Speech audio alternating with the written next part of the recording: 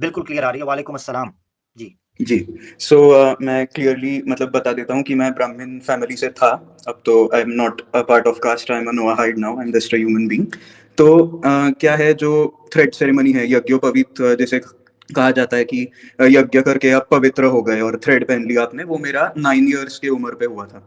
और फिर मतलब एज आई सेड अर्लियर 4-5 दिन की वो पूरी सेरेमनी होती है, प्रक्रिया होती है। तो वो सेरेमनी के बाद ऐसे सिखाया जाता है कि अब आप क्या है दूसरों से आप ऊपर हो गए। मतलब नॉट ओनली दूसरे रिलीजन के लोगों से, लेकिन आप बाकी हिंदुओं से भी आप ऊपर हो गए कास्ट वाइज। एंड कुछ स्पेसिफिक कास्ट हैं, शेड्यूल्ड कास्ट वगैरह, उनको आप टच भी नहीं कर सकते, उनका छुआ हुआ आप खा भी नहीं सकते, ये ऐसे पढ़ाया जाता था। तो जो भगवत गीता है वो मुझे 11 और 12 ईयर्स का जब मैं था तब एक पंडित जी से मैं पढ़ा करता था भगवत गीता। तब कुछ खास दिमाग में जाता नहीं था, बट बस पंडित जी आते थे, बोलते थे तो पढ़ा देते थे, तो मैं सुन लिया करता था। देन क्या है मतलब मुझे, मैं कभी भी एथियस्ट बना नहीं, वैसे हमेशा मुझे ये 100% श्योरिटी थी कि कोई ना कोई क्रिएटर है इस दुनिया का, एंड मुझे उस क्रिएटर को सीक करना है। तो पहले तो मुझे लगता था कि मूर्तियों में ही क्रिएटर हैं, मैं बहुत रिलीजियस था।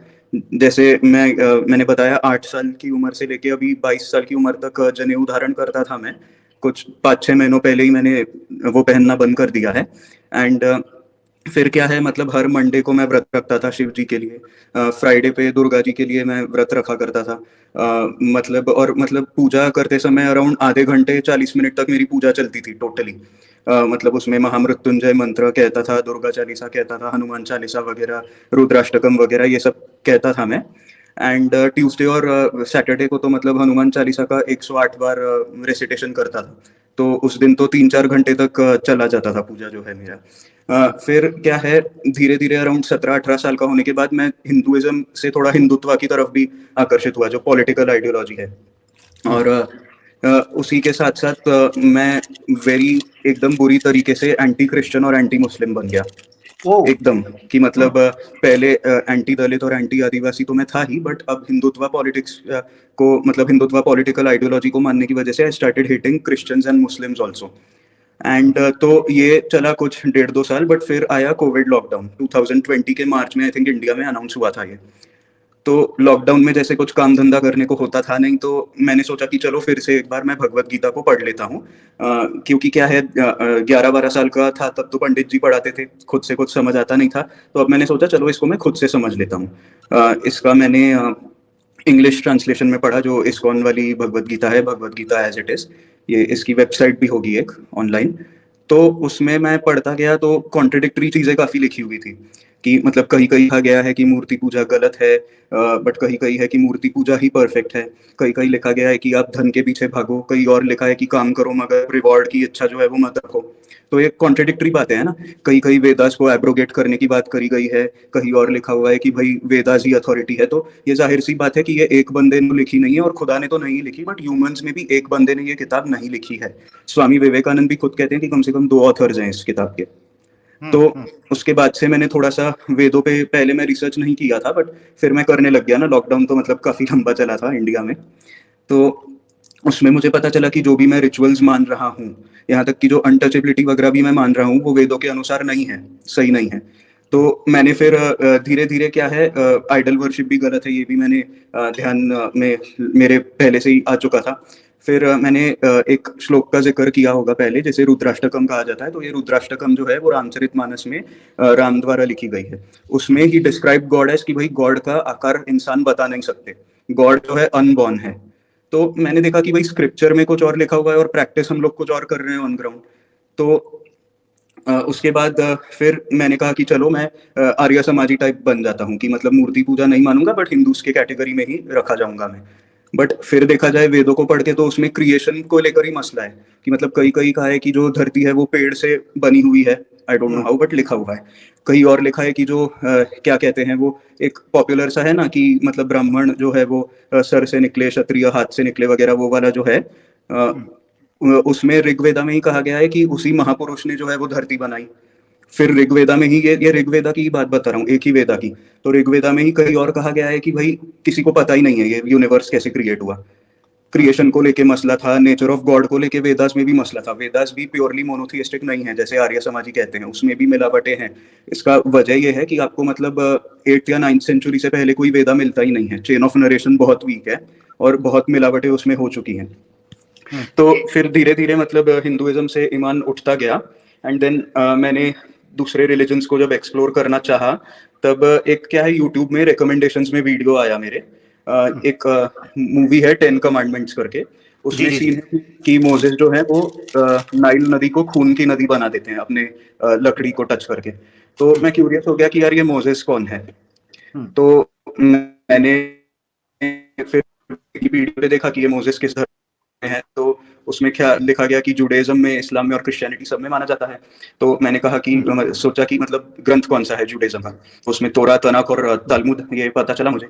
तो फिर मैंने इनकी कॉपीज मंगवाई, हार्ड कॉपीज ऑनलाइन से, एंड देन मैं पढ़ते चला गया। और वो पढ़ने के बाद जो मुझे रियलाइज हुआ कि भाई जो इतने सारे हजारों मेरे धर्म के ग्रंथ हैं उनमें तो ऐसी बातें ही नहीं है जो कि इस छोटी तोरा में लिखी हुई है। ऐसा कुछ है ही नहीं वहां, कभी मुझे खुदा फील ही नहीं हुए उन किताबों में जो मुझे तोरा में फील हो रहे हैं। एंड तो ये सब होता गया and then finally this year I think फरवरी मार्च में मैंने डिसाइड कर लिया कि भाई मुझे जुडाइज्म चाहिए।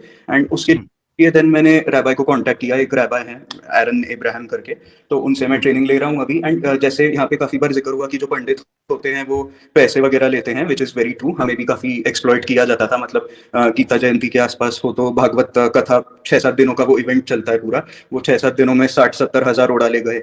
श्रावण के समय पे जब रुद्राभिषेक होता है तो उस पूजा के नाम पे 30-40 हजार उड़ा ले गए।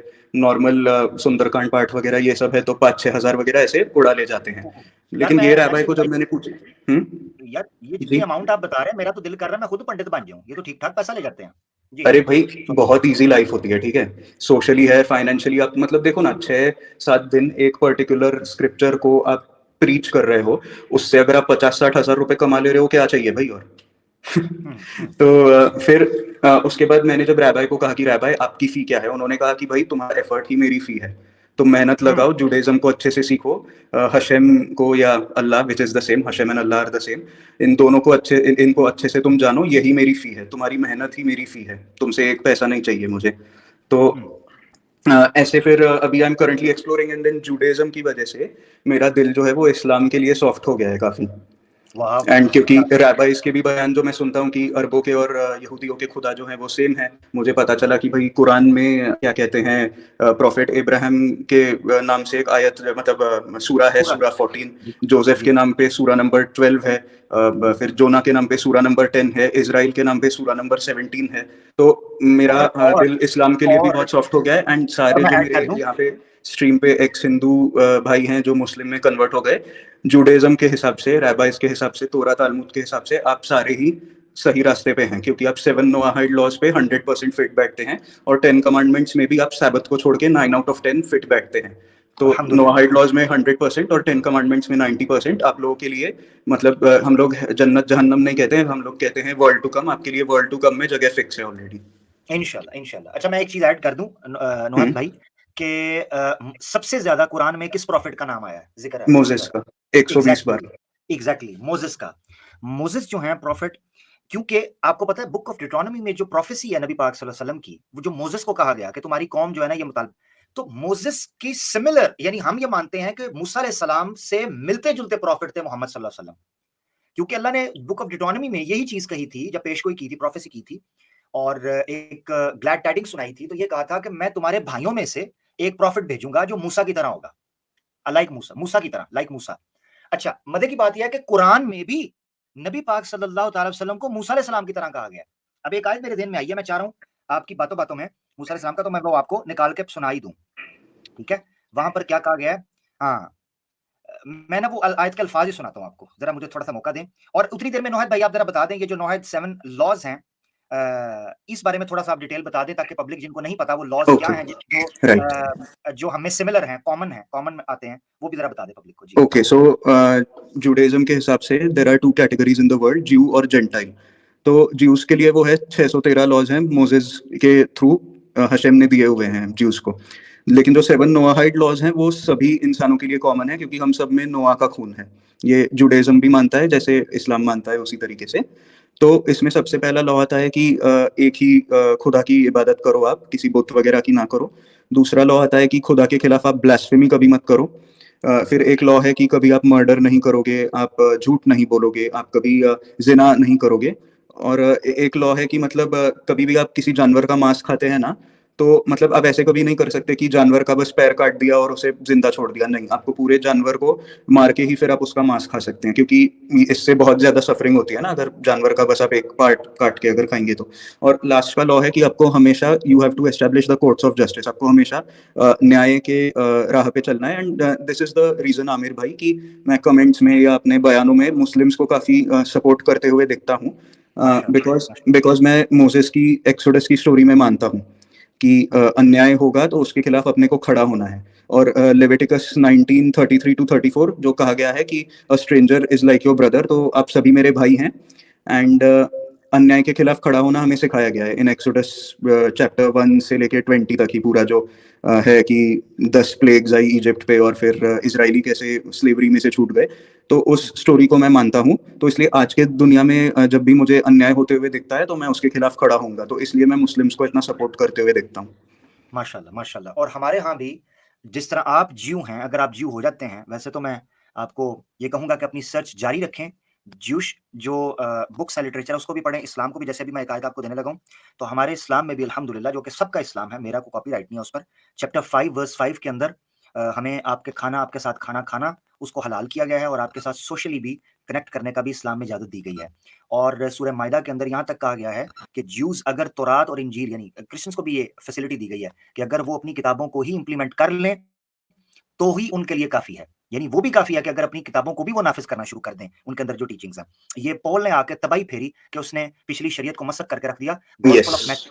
गॉस्पेल ऑफ मैथ्यू तक तौरात की ऑथेंटिसिटी और उसके कानून को उसी तरीके से वैलिडेट हज़रत ईसा अलैहि सलाम ने किया और कहा कि जो इसके एक शोशे को भी तोड़ेगा, तौरात के एक शोशे को भी तोड़ेगा, एक नुक्ते को भी मिटाएगा, वो खुदा की बादशाही में दाखिल नहीं हो सकेगा। ठीक है? मगर पॉल ने आके शरीयत को मनसूख कर दिया, बल्कि इसने गलत लफ्ज़ इस्तेमाल किए, इसने शरीयत को लानती कहना शुरू कर दिया, नाउज़ुबिल्लाह। अब मैं आपको एक वर्स बताना चाहता हूँ, नोएल भाई, जैसे मैंने कहा कि क्यों मूसा अलैहि सलाम की इतनी अहमियत है इस्लाम के अंदर, और क्योंकि उसकी प्रोफेसी भी मैंने आपको बताया बुक ऑफ डिट्रोनॉमी में जो है चैप्टर 18 में, ठीक है, जिसमें कई इख्तलाफ करते हैं। आप राइट, आपका राइट है, आप अगर इख्तलाफ करना चाहें डिटेल में पढ़ेंगे तो पता चल जाएगा। चैप्टर 73 अगर आप लिख सकते हैं, चैप्टर 73 वर्स 15, इसको क्रॉस चेक कीजिएगा नौहाद भाई। 73 की 15 आयत क्या कहती है? औज़ बिल्लाहि 73:15 कुरान की ना? यस, 73:15। ओके, चेक मैंने करता जब हूँ। यस, जब मैंने ये आयत पढ़ी थी, मैं इतना हैरान हुआ था कि बाइबल के अंदर पेश गोई मौजूद है कि मूसा अलैहि सलाम की तरह का उनके भाइयों के अंदर एक नबी आएगा। और कुरान में जो जिस तरीके से बयान किया गया चैप्टर 73 वर्स 15 में, औज़ बिल्लाहि मिनश शैतानिर रजीम, इन्ना अरसलना इलैकुम रसूलन, बेशक हमने तुम्हारी तरफ एक रसूल भेजा, यानी मोहम्मद सल्लल्लाहु अलैहि वसल्लम का ज़िक्र हो रहा है कि यानी आपकी कौम की तरफ एक रसूल भेजा आपको, शाहिदन अलैकुम, जो तुम पर एक हुज्जत है, अथॉरिटी है, एक हुज्जत है, गवाह है, विटनेस करेगा अल्लाह के सामने। कमा अरसलना इला फिरऔन रसूला, बिल्कुल उसी तरह जैसे हमने फिरौन की तरफ रसूल भेजा था, मूसा अलैहि सलाम। ये कुरान की आयत चैप्टर 73 वर्स 15 भी इस चीज की तरफ इशारा करती है कि जिस तरह मूसा अलैहि सलाम रसूल थे, फिरौन की तरफ भेजे गए थे, जो उनका, उसी तरह नबी पाक सल्लल्लाहु अलैहि वसल्लम को रसूल, ये है वो सिमिलैरिटी जिसकी प्रोफेसी बाइबल के अंदर भी दी गई थी, कुरान में भी उसका आपको इशारा मिल जाता है। मजे की बात आपको बताऊं, एक किताब है जो कि 4 बड़े आर्टिकल्स का एक कंपाइलेशन है, और मैं समझता हूँ कि एकेडमिक उसकी जो वैल्यू है वो इतनी ज़बरदस्त है उस किताब को पढ़ने की। और वो किताब 4 बड़े, 2 डॉक्टर्स हैं और एक जजेस हैं, 2 जस्टिसेस हैं, ठीक है, इंडिया के उनके कोर्ट के, तो उन्होंने वो किताबें लिखी हैं, यानी आर्टिकल्स लिखे हैं। उस किताब का नाम है, पीडीएफ में आपको मिल जाएगी, नबी अकरम सल्लल्लाहु अलैहि वसल्लम बहैसियत कानूनदान या शारे, कानूनदान, एक लेजिस्लेटर के तौर पर नबी पाक सल्लल्लाहु अलैहि वसल्लम की ज़िंदगी में। यस। उसमें यस, उसमें जो पहला आर्टिकल है डॉक्टर हमीदुल्लाह साहब का, उसमें उन्होंने आर्टिकल के अंदर लिखा है कि नबी पाक सल्लल्लाहु अलैहि वसल्लम की शरीयत, यानी इस्लामी शरीयत या मोहम्मदी शरीयत की जो कंस्ट्रक्शन है, इसके मैकेनिज्म के अंदर जो एक ईंट है, जो एक एलिमेंट है, वो तौरा और इंजील की शरीयत का हिस्सा भी है। यानी नबी पाक सल्लल्लाहु अलैहि वसल्लम ने पहली शरीयतों में जो काम पीछे से सुन्नत से जारी थे, तसलसल से, आपने उसको भी कैरी ऑन रखा, आपने उसको मनसूख नहीं किया। मिसाल के तौर पर कुरान की एक आयत है चैप्टर 5 वर्स 32, जिसमें यह कहा गया है कि एक इंसान को मारना भी पूरी इंसानियत को मारने के मुतरादिफ है। ऐसे ही है जैसे आपने पूरी ह्यूमैनिटी का मर्डर कर दिया, और उसको बचाना भी यस। ऐसे है जैसे पूरी इंसानियत को बचाया। ये बेसिकली तौरात का हुक्म था जिसको एक्सेप्ट किया गया, उसको कैरी ऑन किया गया। तो मकसद ये है कि इस्लामी शरीयत के अंदर तौरा के कई अहकामात को बाकी रखा गया, जो इस बात की दलील है कि नबी पाक सल्लल्लाहु अलैहि वसल्लम ने किसी ऐसी नबूवत का ऐलान नहीं किया था जो पीछे नबूवत के साथ कनेक्शन को तोड़ दे। इसीलिए कुरान को कहा गया कि मुहैमिनन अलैहि, कुरान का एक एट्रीब्यूट है, सिफाती नाम है जिसको कहते हैं मुहैमिनन अलैहि। मुहैमिनन अलैहि का मतलब ये है कि कुरान पिछली किताबों के साथ आपको जोड़ता है, उसको सिक्योर करता है, उसकी प्रिजर्वेशन ही कुरान है। मुझसे एक दफा एक एथियस्ट ने एतराज किया, उसने कहा कि आप कहते हो कि अल्लाह ताला ने दूसरी किताबों की हिफाजत नहीं की, तौरा की और इंजील की, और कुरान की हिफाजत का जिम्मा लिया, तो क्यों? मैंने कहा अल्लाह का कलाम था। तो आगे से कहने लगा कि क्या तौरात और इंजील अल्लाह का कलाम नहीं था? उसकी हिफाजत क्यों नहीं की? कुरान की कर ली, उनकी हिफाजत क्यों नहीं की? तो मैंने उसको जवाब दिया, कुरान कुरान के जरिए तौरात और इंजील की भी हिफाजत कर ली, यानी हिफाजत के प्लान में कुरान का नुजूल था, यानी तौरात और इंजील की हिफाजत का जो प्लान था वो कुरान था। तो कुरान जो आया है उसकी हिफाजत इसलिए जरूरी है। मिसाल के तौर पर एक वॉरियर जब मैदान जंग के अंदर निकलता है, वो एक आर्मर पहनता है, शील्ड पहनता है। अगर शील्ड ही कमजोर हो तो उसके जिस्म को कैसे बचाएगी? यानी शील्ड उस बॉडी को बचाने के लिए पहनी जाती है। इसी तरीके से तौरात और इंजील का जो शील्ड थी वो कुरान था। कुरान ने आकर तौरात और इंजील को भी प्रिजर्व कर दिया। इसीलिए हम ये कहते हैं, मुसलमानों का ये नारा है, मुसलमानों का ये ईमान और अकीदा है कि तौरात और इंजील और जबूर की कोई बात जो कुरान के साथ डायरेक्ट कॉन्ट्राडिक्ट नहीं करती, हम उस पर ऐसे ही ईमान रखते हैं जैसे कुरान की टीचिंग पर ईमान रखते हैं। अल्हम्दुलिल्लाह, ऐसे ही जैसे कुरान है। मैं ये गुजारिश करना चाहता था। बहुत शुक्रिया। ले नादरीन, हमारे साथ एक्स कंफ्यूज भाई दोबारा जुड़ गए हैं, अल्हम्दुलिल्लाह जगह बन गई उनके लिए। एक्स नौहाद, अपना एक्स सिंधु नौहाद भाई, आप कुछ कहना चाहते हैं अपने कंक्लूजन में? हम आगे बढ़े। नहीं, मुझे अभी कुछ पॉइंट याद आएगा तो मैं ज़रूर करूँगा। वैसे अगर आमिर भाई आप इंटरेस्टेड हों तो भगवद गीता पे हम एक सेपरेट स्ट्रीम कर सकते हैं, क्योंकि मैंने काफ़ी सारी उसमें एरर्स निकाली हैं अपने रिसर्च से और री-रिसर्च वगैरह से, तो वो आगे जाके कभी भी हम रख सकते हैं जब भी आप फ्री जरूर होंगे। जरूर जरूर, मैं एक सेशन रखना चाह रहा हूँ वेदास के ऊपर, क्योंकि ये अक्सर कहते हैं जी हम वेदास को मानते हैं, वेदास, तो मैंने इनकी ये जान भी छुड़वा देनी है। मैंने एक जी। प्रोग्राम वेदास के ऊपर करना है, उसके बाद इन्होंने कहना हम वेदास को भी नहीं मानते, इन्होंने मुकर जाना उससे भी, क्योंकि मैंने भगवद गीता एक जगह पे कहती है ना कि वेदास मतलब डिस्टर्ब करते हैं और ये वो काफ़ी एग्जैक्टली, कुछ कहती है। यस यस यस, उसमें ये लिखा है कि वेदास पढ़कर भी वेदास का ज्ञानी भी मोक्ष हासिल नहीं कर सकता, मुक्ति हासिल नहीं कर सकता। यानी वेदास जी, की अराउंड में अगर 253 भगवद गीता 253 मेरे सामने पड़ी हुई है, मैं आपको पढ़ के सुना देता हूँ। कहाँ गया? हाँ, तो when your mind is no longer disturbed by the flowery language of the Vedas, and when it remains fixed in the trance itself realization, then you will have attained divine consciousness। को मतलब वेदास को छोड़ के भी आप divine consciousness प्राप्त कर सकते हो। और ये मजे की बात यह है कि भगवद गीता के चैप्टर नंबर 15 वर्स नंबर 15 में लिखा हुआ है